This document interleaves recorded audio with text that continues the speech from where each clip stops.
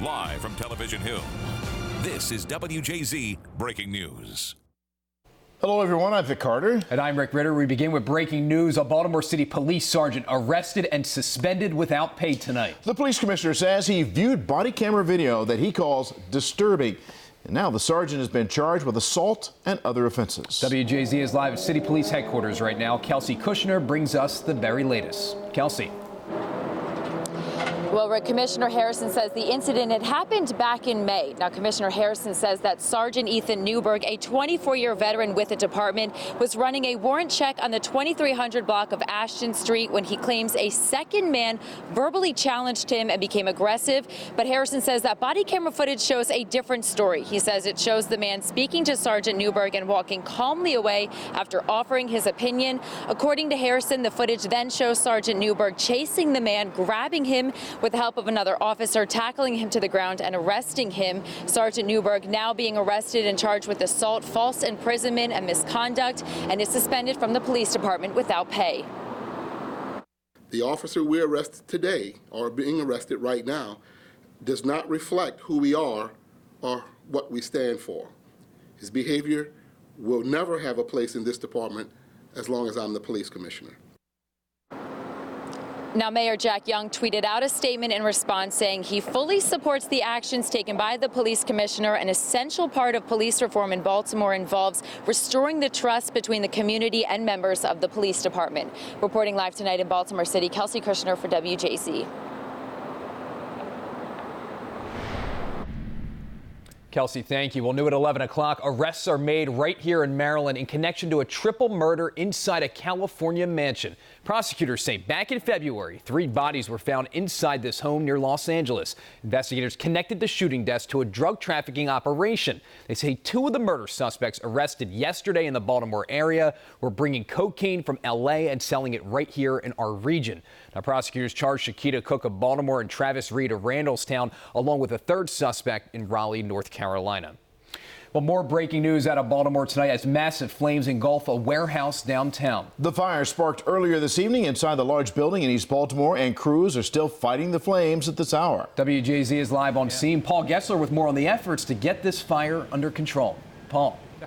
Well, it's been taking a pretty long time so far. This is the third hour of this firefight on Monument Street. You can still see that red glow in the top window there of this old mattress warehouse. To give you a sense of where this is on Monument Street, it's just north of Old Town Mall, south of Central Booking, so that means it's east of I-83, and Dunbar High School's football field is just to the east of here as well. This is a 2-alarm fire. It started just after 8 o'clock with some pretty intense flames shooting out of the roof. Firefighters are now attacking this only from the outside. We are told a firefighter was taken to the hospital with some minor injuries and what are described as cuts to the hand. This warehouse does have some mattresses in it from a business here, but about half of this building is vacant. So it's a fairly large warehouse. It's about a block long and a half a block wide. So it's 2 sides. One side was inoperable and the other side of the warehouse is a functional where people can go in and make purchases. So it's operable. Live now here on Enser Street. Traffic is affected by this. Enser going toward the city is shut down. Monument and Madison Streets are also shut down at this hour. We are told this firefight will go well into the night. As you see, they're attacking it really from multiple ladders and from a truck out front on what this is Monument Street just to the south.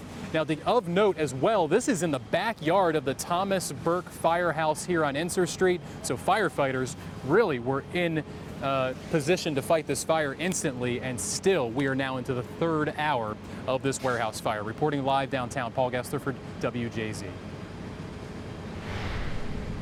Also new tonight, a powerful blast of water damages some townhomes in Gaithersburg after crews say a main broke. Responders say the water started spraying around 7 this evening in the 9600 block of Pressy Way. So strong that it blew out windows as well as damaged the roof and siding. Crews tell us it was an 8-inch water main that burst.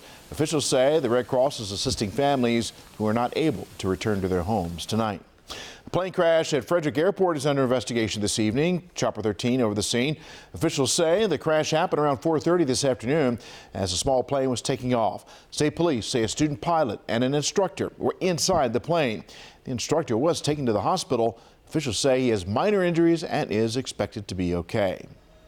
And a woman is recovering tonight after crashing into a building in Baltimore County. Chopper 13 over the scene in Parkville at the intersection of Taylor and Oakley Roads. You can see the car lying on its side and the front windows of the stores knocked out. A firefighter was also hurt while rescuing the woman. Both are expected to be okay. Tragedy unfolds at West Point Military Academy when a cadet is accidentally killed. The school superintendent says a military tactical vehicle packed with cadets overturned in thick woods around the military academy. 19 other cadets were hurt in the crash. The accident happened on a dirt road as the vehicle was leaving the barracks. Officials say it was headed to land navigation exercises and driving in rough terrain. You can see the hills we have here. We want to make sure that our soldiers and our cadets train in realistic training environment. So this is a part of our realistic training. Cause of the accident remains under investigation. The name of the cadet killed was not released. In a tweet, President Trump said, "We mourn the loss of life and pray for the injured." Well, a carbon monoxide leak at an auto body shop in Baltimore County leaves 3 people hospitalized. Crews say an unconscious man and 2 others were found inside the shop on Golden Ring Road in Rosedale. This around 1 o'clock this afternoon. Now, officials tell WJZ all 3 are in serious condition. Investigators say a forklift leaked carbon monoxide. Students and teachers at the Rosedale Center nearby were evacuated as a precaution. The auto shop is in the same building. There are no reports of anyone at the school being impacted. Archbishop William Laurie says he donated thousands of dollars to charity given to him by a West Virginia bishop. Laurie had been looking into the bishop's lavish lifestyle and allegations of sexual misconduct. WJZ investigator Mike Helgren spoke to Archbishop Laurie today.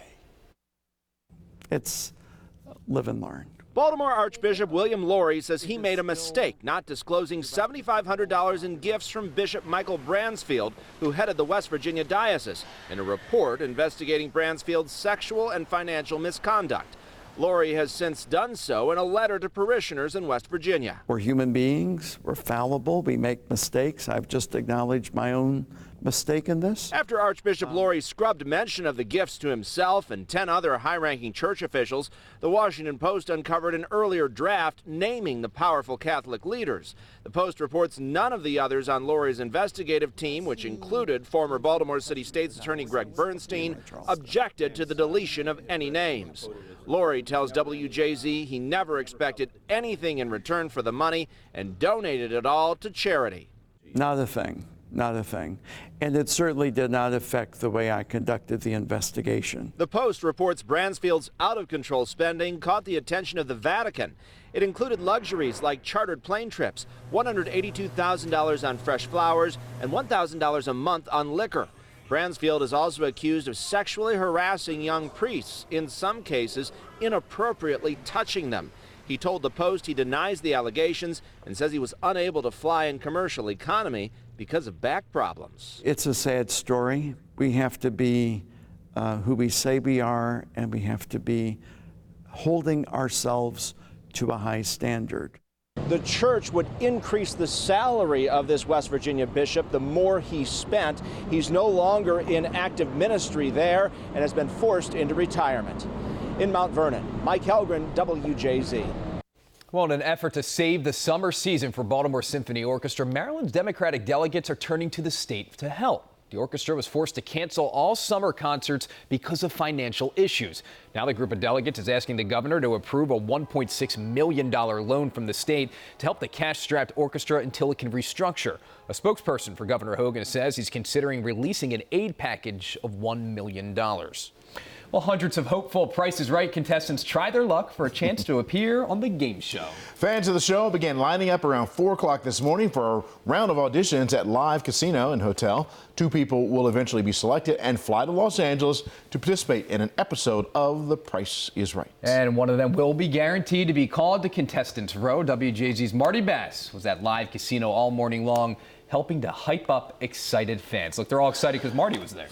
Possibly, but they started lining up at 4 a.m. That means they had to get up at 3 a.m. That is, I mean, and the auditions went until like dedication. 10. Yes, Dedication. absolutely. That's popularity of that show. Well, coming up dangerously close to a powerful twister, see the dramatic video captured of a tornado up close. Plus, some new information in the deaths of 3 vacationers who were staying at a resort in the Dominican Republic. And marking 75 years since storming the beaches of Normandy, a Maryland woman's special connection to D-Day. Some cooler and less humid air is headed our way for the next couple of days. We'll take a look at that weekend forecast coming up.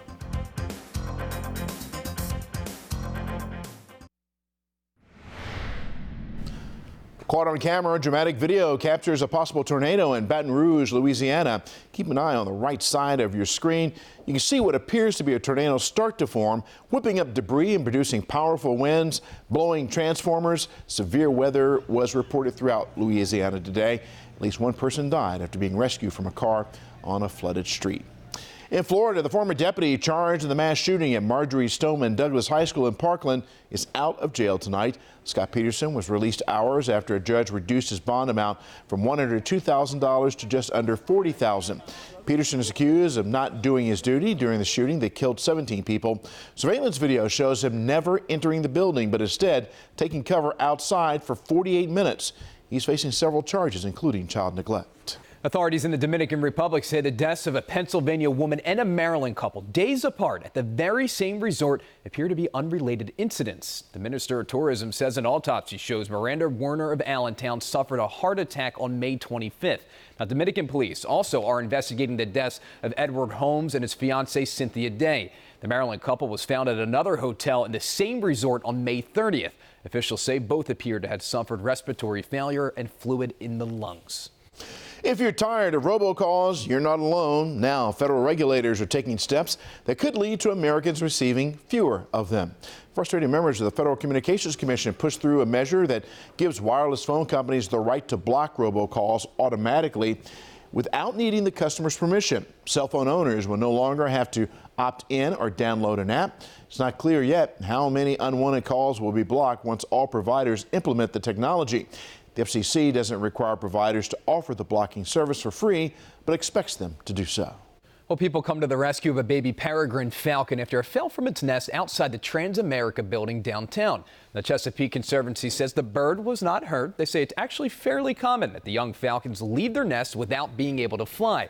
Now, typically, the falcons make their nests on the side of cliffs, but a family of the birds recreated a similar environment at the tall Transamerica building. A plan is now being created to reintroduce the falcon to its nest.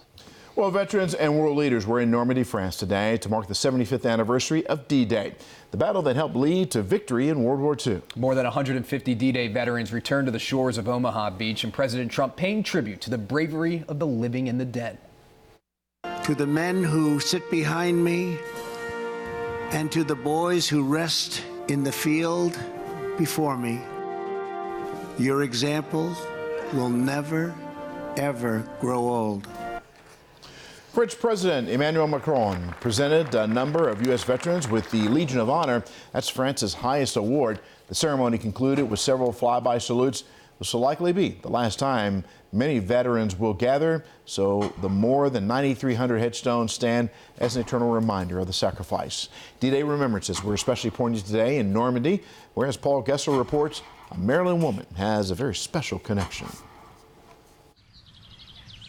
This is the Normandy American Cemetery. There are more than 9,000 American men, and there's some women buried there too. 9,380 American military buried here.